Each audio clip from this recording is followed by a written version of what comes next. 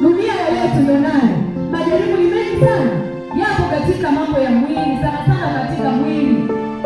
Majaribu yapo katika mambo ya chakula, yapo katika mavazi, yapo katika vitu fulani. Vitu vingi viko duniani, lakini vitu vyote ambavyo tumeviona duniani vipo kwa ajili yetu sisi wanadamu. Yaani chochote ambacho unakiona kipo duniani kipo kwa ajili ya wanadamu, lakini wewe mtu uliokoka, sio vitu vyote ni vya kwako. Bwana Yesu asifiwe.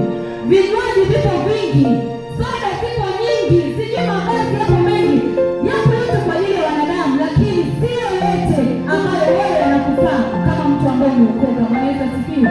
Yaani mambo ya kuzungumza yapo mengi, shughuli za yaani zipo nyingi sana.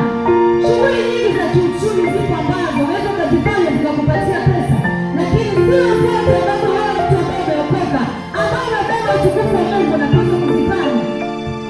Bwana Yesu asifiwe sana.